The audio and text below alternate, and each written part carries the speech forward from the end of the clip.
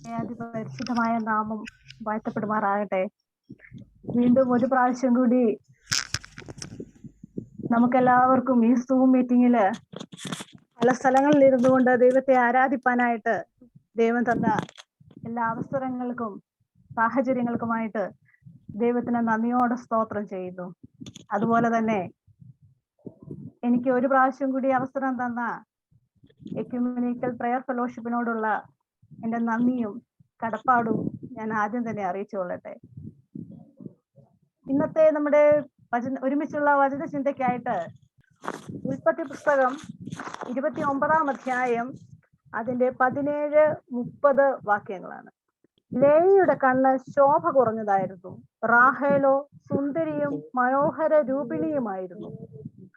30-ാം വാക്യം, അവൻ റാഹേലിന്റെ അടുക്കലും ചെന്നു, റാഹേലിനെ ലേയേക്കാൾ അധികം സ്നേഹിച്ചു, പിന്നെയും 7 സംവത്സരം അവന്റെ അടുക്കൽ സേവ ചെയ്തു. ഈ വചനത്തിന് മുമ്പാകെ ഒരു നിമിഷം നമുക്ക് നമ്മുടെ കണ്ണുകളെ അടയ്ക്കാം. സകല നല്ല ദാനങ്ങളുടെയും ഉറവിടമാകുന്ന ഞങ്ങളുടെ സ്വർഗസ്ഥ പിതാവേ, അവിടുന്ന് ഞങ്ങൾക്ക് വേണ്ടി വിഭാഗിച്ചു തന്നിരിക്കുന്ന വചനത്തിനായിട്ട് സ്തോത്രം. കർത്താവേ, വചനം ഏത് ആത്മാവിൽ എഴുതപ്പെട്ടുവോ അതേ ആത്മാവിൽ തന്നെ കർത്താവെ അവിടുന്ന് ഞങ്ങൾക്ക് വ്യാഖ്യാനിച്ചു തരണമേ. കർത്താവെ, അതിനുവേണ്ടി അവിടുന്ന് എൻ്റെ നാവിനെ എടുത്ത് ഉപയോഗിക്കണമേ. അവിടുത്തെ സന്നിധിയിലെ ഒരു ഉപകരണമാക്കി കർത്താവെ അവിടുന്ന് എന്നെ മാറ്റിയെടുക്കണമേ. കേൾക്കുന്ന ഹൃദയങ്ങളോട് നീ ഇടപെടണമേ.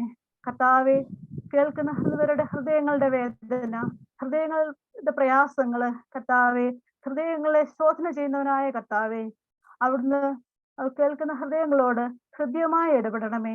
സകലതും യേശുവിന്റെ നാമത്തിൽ അപേക്ഷിക്കുന്നു, കൃപയോടെ കേട്ട് ഉത്തരമരുളുമാറാകണമേ. ഒരിക്കല് ഒരു പിതാവ് വളരെ തിടുക്കപ്പെട്ട് ഒരു പ്രസംഗം പ്രിപ്പയർ ചെയ്തുകൊണ്ടിരിക്കുകയാണ്. ആ പ്രസംഗം പ്രിപ്പയർ ചെയ്തുകൊണ്ടിരിക്കുന്നതിന്റെ ഇടയില് ആ പിതാവിന്റെ കൊച്ചുമകന് അടുത്ത് വന്ന് പിതാവിനോട് കുറെ ഡൗട്ടുകൾ ഇങ്ങനെ ചോദിച്ചുകൊണ്ടിരിക്കുക. ആദ്യം കുറച്ച് ഡൗട്ടിനൊക്കെ പിതാവ് ഉത്തരം പറഞ്ഞെങ്കിലും പക്ഷെ തന്റെ പ്രസംഗത്തിന് ഒരു ഡിസ്റ്റർബൻസ് ആകുന്നതുകൊണ്ട് ആ പിതാവ് എന്ത് ചെയ്തെന്നറിയാമോ? അവിടെ തൊട്ടടുത്ത് കണ്ടിരുന്ന ഒരു ന്യൂസ് പേപ്പർ എടുത്ത് കീറി പല കഷ്ണങ്ങളാക്കി ഈ കുഞ്ഞിന്റെ കയ്യിൽ കൊടുത്തു. എന്നിട്ട് പറഞ്ഞു, ഈ ന്യൂസ് പേപ്പർ എത്രയും പെട്ടെന്ന് പഴയ അവസ്ഥയിൽ പഴയ രീതിയിലാക്കിക്കൊണ്ട് തരാമെങ്കിൽ ഞാൻ നീ പറയുന്ന ഏത് ഡൗട്ടുകളും ക്ലിയർ ചെയ്ത് തരാമെന്ന്. പിതാവ് ഓർത്തു, ഇപ്പോഴെങ്ങും ഈ പൈതൽ ഇത് കൊണ്ട് വരത്തില്ല, തനിക്ക് സ്വസ്ഥമായിട്ടിരുന്ന് പ്രസംഗം പ്രിപ്പയർ ചെയ്യാമെന്ന്. പക്ഷെങ്കിൽ മറിച്ചായിരുന്നു സംഭവിച്ചത്. ആ പൈതൽ വളരെ പെട്ടെന്ന് തന്നെ ആ ന്യൂസ് പേപ്പർ എല്ലാം കൂടെ അടുക്കി ശരിയാക്കി വെച്ച് പിന്നെ അപ്പന്റെ അടുത്ത് ചെല്ലുകയാണ്. അപ്പൊ അപ്പൻ ചോദിച്ചു, നീ ഇതെങ്ങനെ ഇത്രയും പെട്ടെന്ന് ഇതെല്ലാം ശരിയാക്കിയെന്ന്.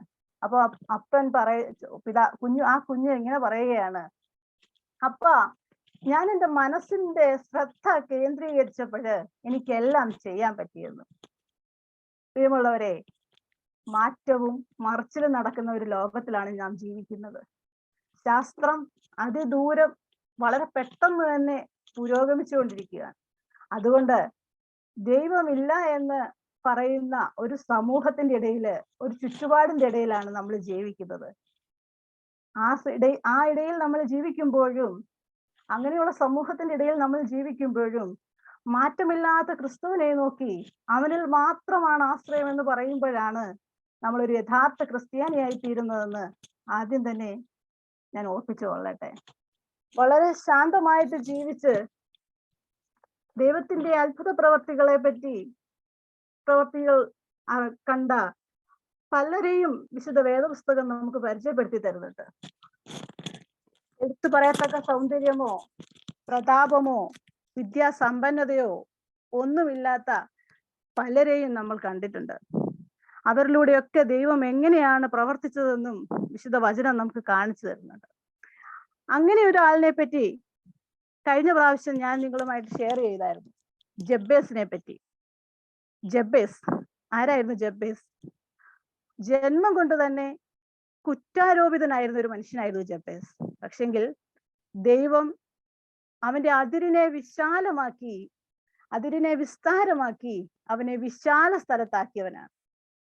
അതുപോലെ വളരെ ശാന്തതയിലൂടെ ജീവിച്ച് ദൈവത്തിന്റെ അത്ഭുത കാര്യങ്ങളെ അറിഞ്ഞ മറ്റൊരു വ്യക്തിയെ പരിചയപ്പെടുത്താനാണ് ഞാൻ ഇന്ന് ആഗ്രഹിക്കുന്നത്.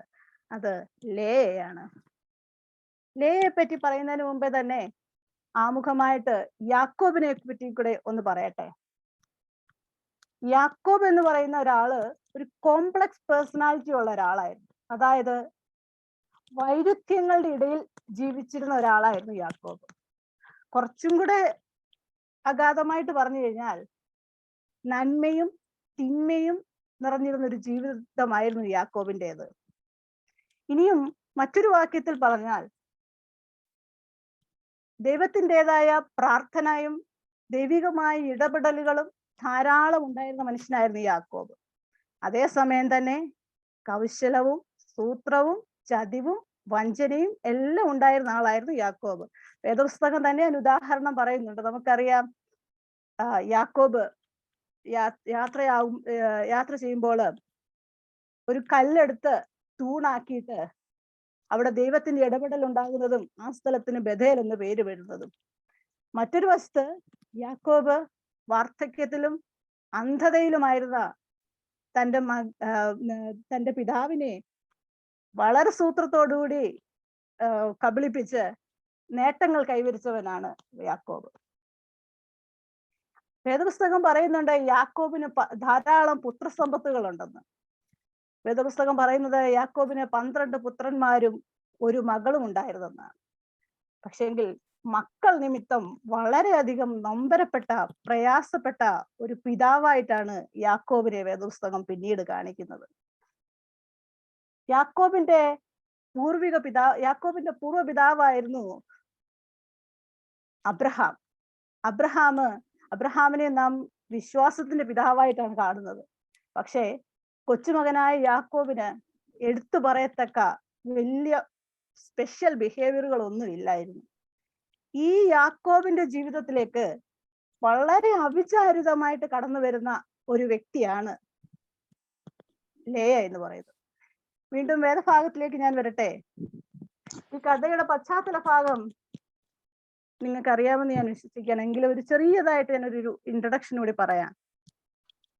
യാക്കോബ് കനാനിൽ നിന്ന് ഹാരാനിലേക്ക് തന്റെ അമ്മയുടെ സഹോദരനായ ലാബാന്റെ അടുക്കിലേക്ക് പോവുകയാണ്.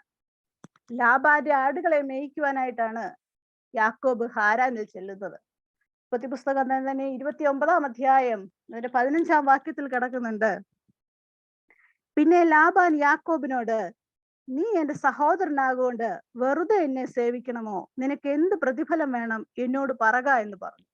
നീ എന്റെ സഹോദരനാകൊണ്ട് നീ എന്നെ വെറുതെ സേവിക്കണ്ട, നീ പറയുന്നത് എന്തും ഞാൻ നിനക്ക് നൽകാം. വളരെ സൂത്രശാലിയായ യാക്കോബ് വളരെ തന്ത്രപൂർവമാണ് ഈ ഓഫറിനെ സ്വീകരിച്ചത്. പിന്നീട് നമ്മൾ അങ്ങോട്ട് താഴോട്ട് വായിക്കുമ്പോൾ നമുക്ക് കാണാം, യാക്കോബ് ഒരു കണ്ടീഷൻ വെക്കുകയാണ് ലാബാന്റെ അടുത്ത്. ഞാൻ 7 വർഷക്കാലം ഞാൻ നിന്നെ സേവിക്കാം, പക്ഷെ നീ എനിക്ക് ഒരു കാര്യം മാത്രം ചെയ്താൽ മതി. നിന്റെ ഇളയ മകളായ റാഹേലിനെ എനിക്ക് ഭാര്യയായി തരണമെന്ന്. ലാബാൻ അത് സമ്മതിച്ചതായിട്ട് നമുക്ക് കാണാം. പക്ഷേ 7 വർഷത്തിന് ശേഷം അവിടെ ഒരു ട്വിസ്റ്റ് നടക്കുകയാണ്. വളരെ അപ്രതീക്ഷിതമായ ചില സംഭവങ്ങൾ അവിടെ നടക്കുകയാണ്. യാക്കോബിന് റാഹേലിന്റെ മൂത്ത സഹോദരിയായ ലേയയാണ് അവിടെ ലഭിക്കുന്നത്. ലേയയും റാഹേലിനെ പറ്റി ഞാൻ ഒരു ചെറുതായിട്ടൊന്ന് ഡിസ്ക്രൈബ് ചെയ്യാം, ഒരു ചെറിയ കമ്പാരിസൺ.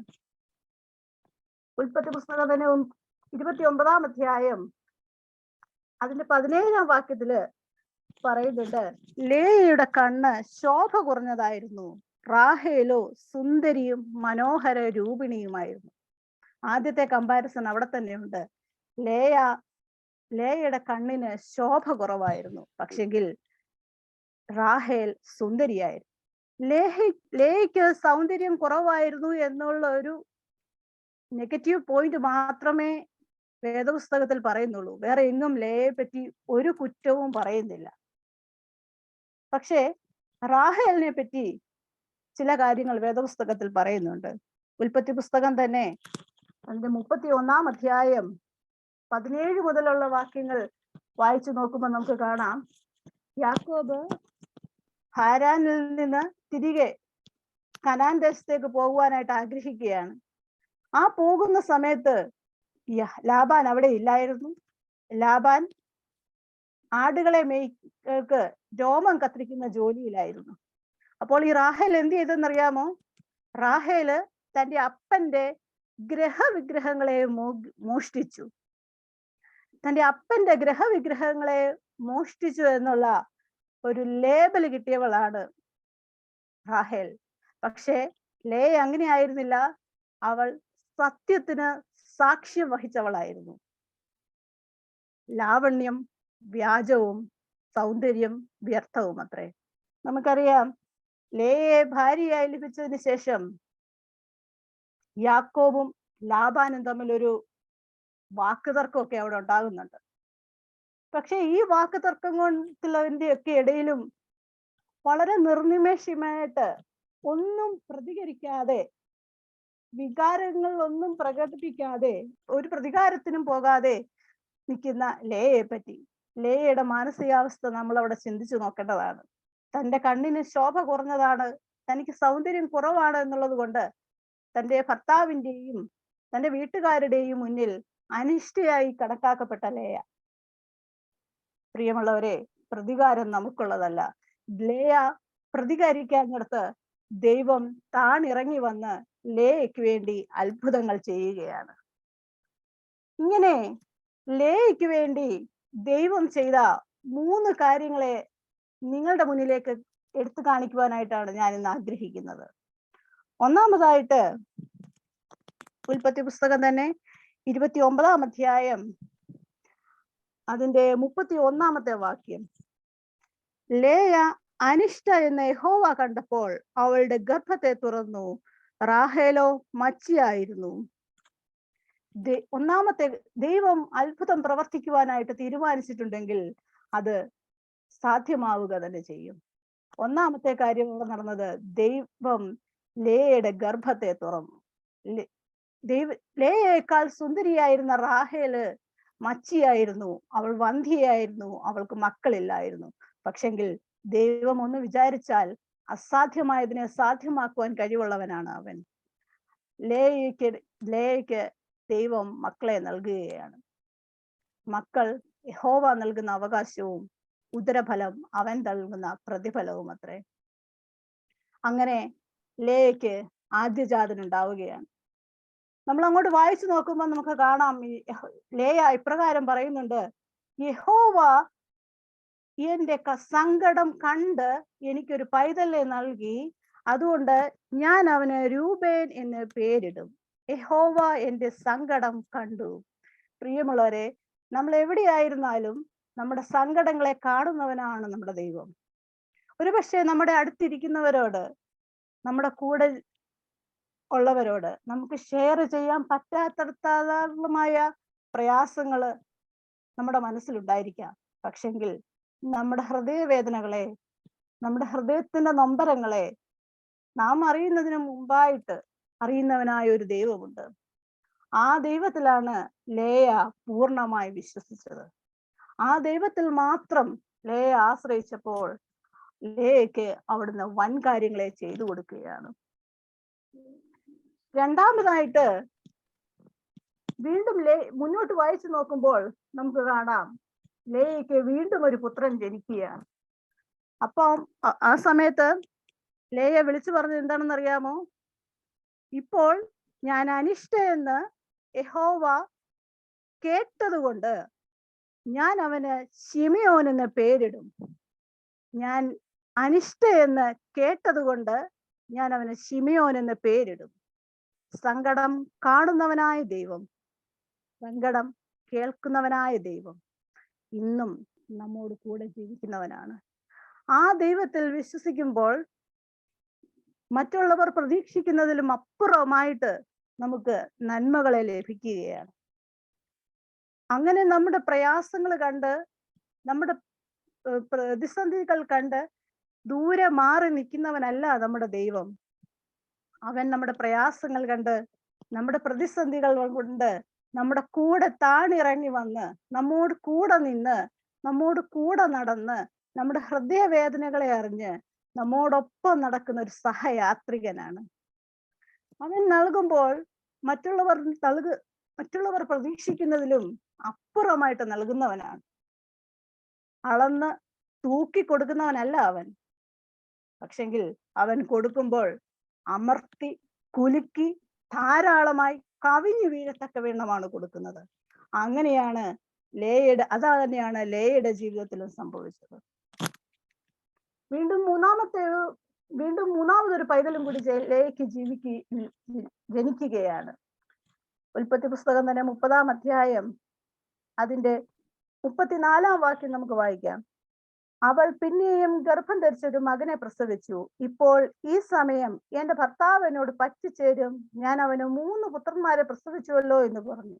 അതുകൊണ്ട് അവൾ അവന് ലേവി എന്ന് പേരിട്ടു. ഇപ്രാവശ്യം ലേയ ചിന്തിച്ചത് വളരെ ലോകപ്രകാരമായിട്ടാണ്. ലേയ ചിന്തിച്ചത് ഇങ്ങനെയാ, തന്റെ ഭർത്താവ് തന്നോട് പറ്റിച്ചേരുമെന്ന്. ഓർക്കണം, ആ സമയത്തും ലേയ നിന്ദിതയായിരുന്നു. ആ സമയത്തും ലേയയുടെ കണ്ണിന് ശോഭ കുറഞ്ഞതായിരുന്നു, ലേയ സൗന്ദര്യമില്ലാത്തവളായിരുന്നു എന്നുള്ള കുറ്റപ്പെടുത്തലുകൾ അവൾ കേട്ടുകൊണ്ടേയിരുന്നിരിക്കാം. ഒരുപക്ഷെ അതായിരിക്കാം ലേയെ അങ്ങനെ ചിന്തിപ്പിക്കാനായിട്ട് കാര്യമായത്. പക്ഷെങ്കിൽ അവളുടെ ഉദ്ദേശശുദ്ധി നടന്നോ എന്ന് വേദപുസ്തകത്തിൽ എങ്ങും പറയുന്നില്ല. പക്ഷെങ്കില് നമുക്ക് കാണാൻ സാധിക്കും, ഈ ലേയയുടെ 3-ാമത്തെ പുത്രനായ ലേവിയാണ് പൗരോഹിത്യ ഗോത്രസ്ഥാപകൻ അഥവാ first religious leader of juice ആയി മാറിയത്. ലേയെ തന്റെ തലമുറകളിലൂടെ ദൈവം മാനിക്കുകയാണ്.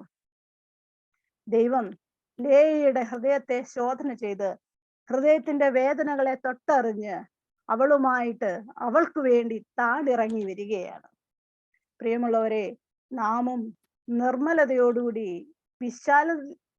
വിശ്വാസത്തോടുകൂടി ദൈവസന്നിധിയിലായിരിക്കുമ്പോൾ അവൻ നമുക്ക് വേണ്ടി താണിറങ്ങി വരും. അതാണ് ലേയയുടെ ജീവിതത്തിലും സംഭവിച്ചത്. ഈ അടുത്തിടയ്ക്ക് ഞാൻ TV-യിൽ ഒരു ഇന്റർവ്യൂ കണ്ടു. ആ ഇന്റർവ്യൂ ആ സംഭവം നടക്കുന്നത് നമ്മുടെ കൊച്ചു കേരളത്തിൽ തന്നെയാണ്. ആ ഇന്റർവ്യൂ കൊടുത്തത് ഒരു ജോസഫ് എന്ന് പറയുന്ന ഒരു ഉപദേശിയാണ്. ആ ഒരു ഉപദേശി ഒരു പാവം പട്ടിണിക്കാരനായ ഉപദേശിയാണ്. ആ ഉപദേശിയുടെ കുടുംബം എന്ന് പറയുന്നത് ഭാര്യയും 3 പെൺമക്കളും നിറഞ്ഞതാണ്. ഉപദേശി ഒരു വാടക വീട്ടിലാണ് താമസിക്കുന്നത്. ഒരിക്കല് ഉപദേശിയുടെ അടുക്കല് ഈ വീട്ടുടമസ്ഥൻ വന്ന് പറയുകയാണ്, നിങ്ങൾ ഈ കഴിഞ്ഞ 5 മാസമായിട്ട് എനിക്ക് വാടക തന്നില്ലല്ലോ, അതുകൊണ്ട് എനിക്കും ജീവിതത്തിൽ ചെലവുകൾ കൂടി വരുവാണ്, എനിക്കും വാടകയൊന്നും വാങ്ങിക്കാതെ നിങ്ങളെ ഇവിടെ താമസിപ്പിക്കാനായിട്ട് പറ്റത്തില്ല, അതുകൊണ്ട് എത്രയും പെട്ടെന്ന് തന്നെ വാടക അടച്ചു തീർക്കണമെന്ന്. സാധാരണ ഒരു മനുഷ്യൻ ചെയ്യുന്നത് പോലെ തന്നെ ഈ ഉപദേശിയും പറയുകയാണ്, നിങ്ങൾ അവധി ചോദിക്കുക, നിങ്ങൾ പോയിട്ട് അടുത്ത മാസം വാ, ഞാൻ അടുത്ത മാസം വരുമ്പോഴത്തേക്ക് നിങ്ങൾക്ക് ഈ വാടകയെല്ലാം തന്നുകൊള്ളാമെന്ന്. വീട്ടുടമസ്ഥൻ അങ്ങനെ തിരിച്ചുപോയി. 1 മാസത്തിന് ശേഷം വീട്ടുടമസ്ഥൻ തിരികെ വരികയാണ്. പാവം ഉപദേശിക്ക് പൈസ മുഴുവൻ അടച്ചു കൊടുക്കാനായിട്ട് പറ്റിയില്ല. ഉപദേശി വീണ്ടും ഒരു അവധിയും കൂടെ ആ വീട്ടുടമസ്ഥനോട് പറയുകയാണ്, നാളെ ഉച്ചയാകുമ്പോൾ 3 മണിയാകുമ്പോൾ നിങ്ങൾ വാ, ഞാൻ ഈ പണം എല്ലാം അടച്ചു തന്നോളാം. അന്ന് രാത്രി ആ ഉപദേശിയും കുടുംബവും മുട്ടുമേ നിന്ന് പ്രാർത്ഥിച്ചു. പക്ഷെങ്കിൽ ആ പ്രാർത്ഥനയ്ക്ക് ഒരു ഫലം ഉണ്ടായിരുന്നില്ല. പിറ്റേ ദിവസം ഉപദേശിക്ക് പൈസ കൊടുക്കാനായിട്ട് എങ്ങും തരപ്പെടുത്താനായില്ല. പിറ്റേ ദിവസം ആ വീട്ടുടമസ്ഥൻ വന്നു. വീട്ടുടമസ്ഥൻ ചോദിക്കുകയാണ്, നിങ്ങളുടെ പണം റെഡിയായോ എന്ന്. പക്ഷെങ്കിൽ ആ സമയത്തേക്ക് നമ്മുടെ ഉപദേശി ഈ വീട് വിട്ടിറങ്ങാനായിട്ട് എല്ലാം പ്രിപ്പയർ ചെയ്ത് കഴിഞ്ഞിരുന്നു. അങ്ങനെ ആ പാവം ഉപദേശിക്ക് വീട് വിട്ടിറങ്ങേണ്ടി വന്നു. വീട് വിട്ട് ഒരു ലക്ഷ്യമില്ലാതെ ഉപദേശി ഇങ്ങനെ നടന്നുകൊണ്ടിരിക്കുകയാണ് തന്റെ മക്കളെയും കൂട്ടി. നേരം ഏറെ രാത്രിയായി. ആ രാത്രിയായ സമയത്ത് ഉപദേശി ഒരു വെയിറ്റിംഗ് ഷെഡില്, ബസ് സ്റ്റാൻഡിന്റെ വെയിറ്റിംഗ് ഷെഡില് കയറി നിന്നു. പ്രിയമുള്ളവരെ, ഞാനിത് കണ്ടോണ്ടിരിക്കുമ്പോഴ് നമ്മുടെ ഉപദേശിയുടെ കണ്ണുകള് നിറഞ്ഞുകൊണ്ടാണ് ആ ഉപദേശി ഇത് ഇന്റർവ്യൂ ചെയ്യുന്ന ആളിനോട് പറയുന്നത്. ഉപദേശി പറയുകയാണ്, ആ രാത്രിയിൽ ഞാൻ വളരെയധികം വേദനിച്ചു. പക്ഷെ കുറെ നേരം ഏറെ ഇരുട്ടിയപ്പോൾ എന്റെ ഒരു സുഹൃത്ത് ബസ് കയറാനായിട്ട് ആ ബസ് സ്റ്റാൻഡിലേക്ക് കയറി വന്നു. ഇത് ഉപദേശി ചോദിക്കുക, ആ സുഹൃത്ത് ഉപദേശിയോട് ചോദിക്കുകയാണ്, എന്തിനാണ് ഉപദേശി നിങ്ങൾ ഇവിടെ നിൽക്കുന്നതെന്ന്. അപ്പൊ ഉപദേശി പറയുന്നു, വളരെ വിഷമത്തോടുകൂടിയാണ് ഉപദേശി പറയുന്നത്, എനിക്ക് ഇതുപോലെയൊക്കെ സംഭവിച്ചു, തന്റെ സാഹചര്യങ്ങൾ ഇങ്ങനെയൊക്കെയാണ് എന്ന് വ്യക്തമാണ്. അപ്പൊ ആ ഉപദേശിയുടെ സുഹൃത്ത് എന്ന് പറയുന്നത് ആ നാട്ടിലെ ഒരു പ്രമാണിയായിരുന്നു. അപ്പോൾ അദ്ദേഹം ആ ഉപദേശിയോട് പറഞ്ഞു, ഉപദേശിക്ക് അറിയാലോ, എനിക്ക് 2 പുത്രന്മാരാണുള്ളത്. അതിൽ ഒരാള് അങ്ങ് അമേരിക്കയിലാണ്. അവൻ ഈ കഴിഞ്ഞിടയ്ക്ക് നാട്ടില് ഒരു വീട് പണിതിട്ടിട്ടുണ്ട്, ഒരു ബംഗ്ലാവ് പണിതിട്ടിട്ടുണ്ട്, അതിനൊരു ഔട്ട് ഹൗസും ഉണ്ട്. പക്ഷെങ്കിൽ അത് മെയിൻറ്റെയിൻ ചെയ്തുകൊണ്ട് പോകുവാനായിട്ട് എനിക്ക് സാധിക്കുന്നില്ല. അതുകൊണ്ട് ഉപദേശി ഒരു കാര്യം ചെയ്യ്, ഉപദേശി വന്ന് എന്റെ മകന്റെ ഔട്ട് ഹൗസിൽ നിൽക്ക്, വാടകയൊന്നും തരണ്ട, അതിന് പകരം ബംഗ്ലാവ് ഒന്ന് നോക്കി നടത്തിയാൽ മതിയെന്ന്. പ്രിയമുള്ളവരെ, നോക്ക്, ഈ ഉപദേശി ആ സുഹൃത്തിന്റെ പിന്നാലെ കുടുംബവും രാത്രിയിൽ മുഴുവൻ നടക്കുകയാണ്. അങ്ങനെ അവർ ആ ഔട്ട് ഹൗസിലെത്തി. നടന്ന് ക്ഷീണിച്ച ഉപദേശിയുടെ കുടുംബം അന്ന് രാത്രി കിടന്നുറങ്ങി.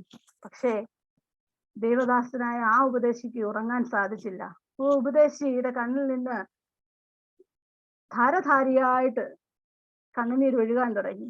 ദൈവസന്നിധിയില് ആ ഉപദേശി മുട്ടുകളെ മടക്കി.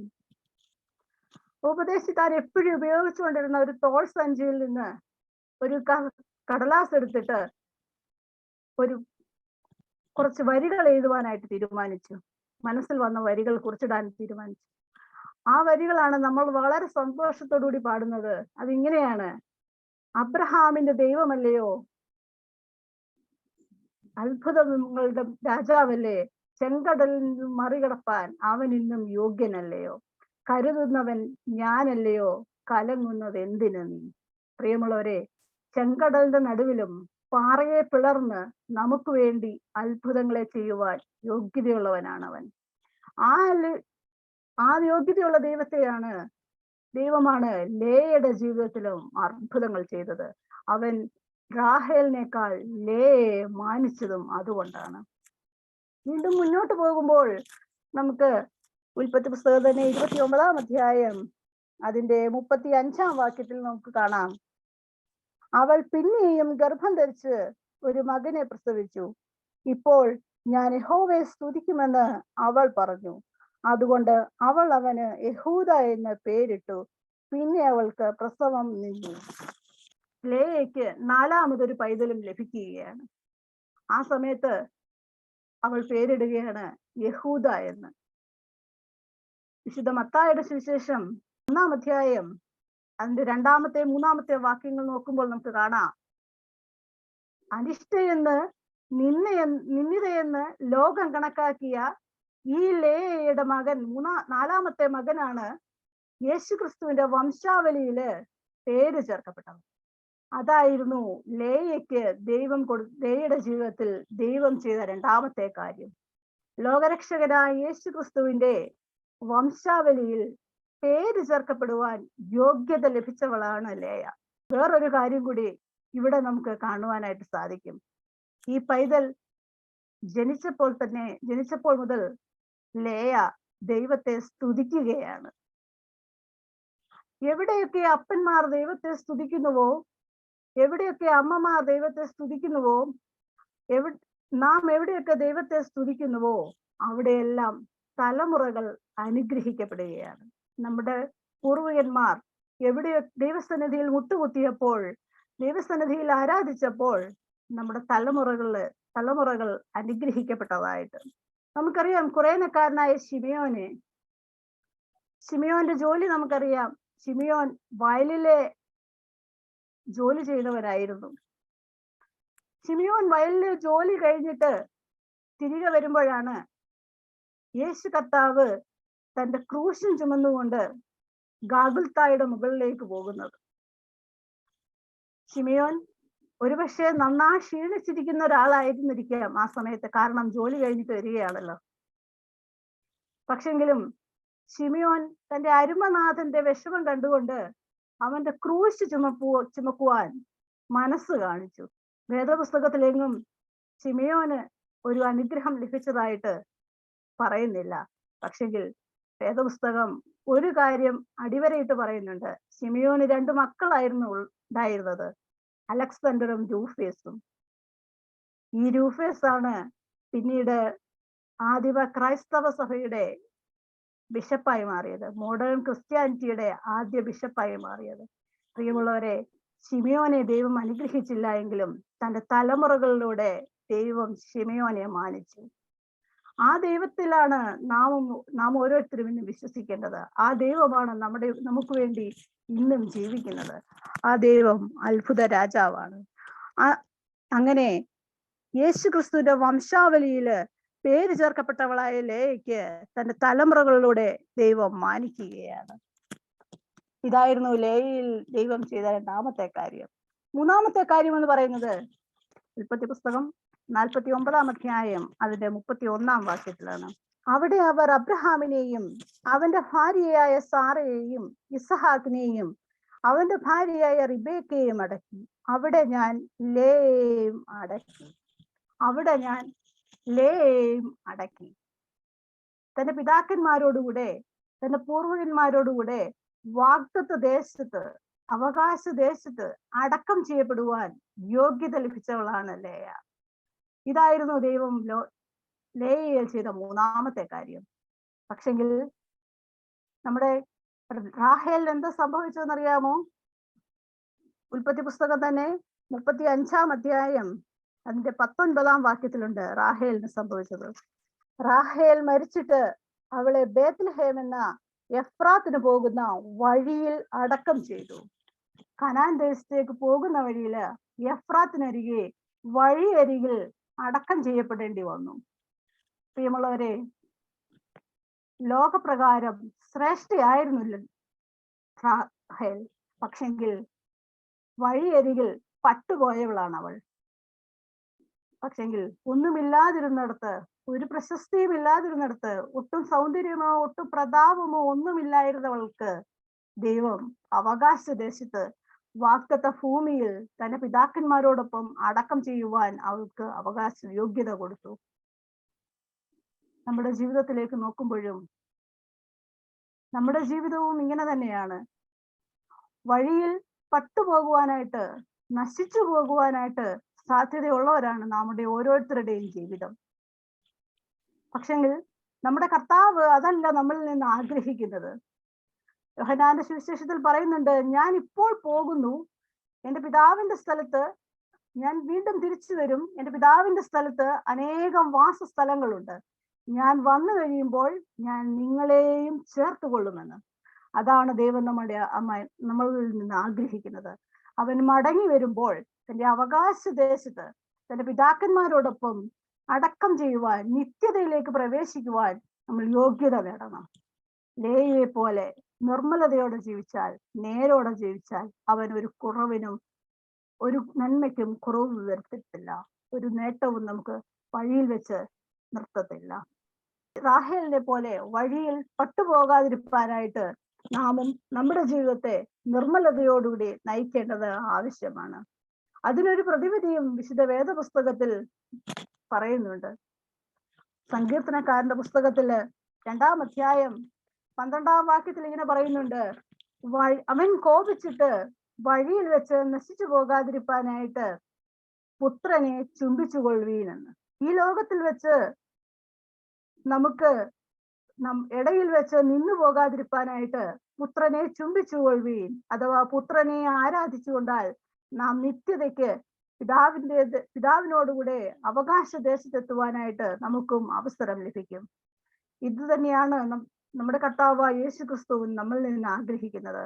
പ്രിയമുള്ളവരെ, ആ ദൈവത്തെയാണ് നാമും അന്വേഷിക്കേണ്ടത്. നമ്മുടെ മുന്നോട്ടുള്ള ജീവിതയാത്രയില് ദൈവത്തിന് സ്തോത്രം അർപ്പിച്ചുകൊണ്ട് ഇടവിടാതെ അധരഫലം എന്ന സ്തോത്രയാഗം ഇടവിടാതെ അർപ്പിച്ചുകൊണ്ട് മുന്നോട്ട് ജീവിക്കുമ്പോൾ ലേയയെ പോലെ നിർമ്മലതയോടുകൂടെ വിശാലതയോടുകൂടെ ദൈവസന്നിധിയിലായിരിക്കുമ്പോൾ അവൻ താൻ ഇറങ്ങി വന്ന് തക്ക സമയത്ത് നമ്മളെ ഉയർത്തുകയും അവന്റെ വലം കീഴിൽ നമ്മളെ ആക്കുകയും ചെയ്യും.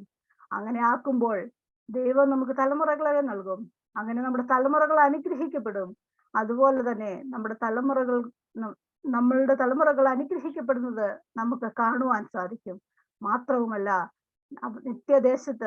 നിത്യതയിൽ അവകാശദേശത്ത് നമുക്ക് വാഗ്ദത്ത ഭൂമിയിൽ ഒരു നിത്യത അവൻ നമുക്കായി ഒരുക്കി തരും.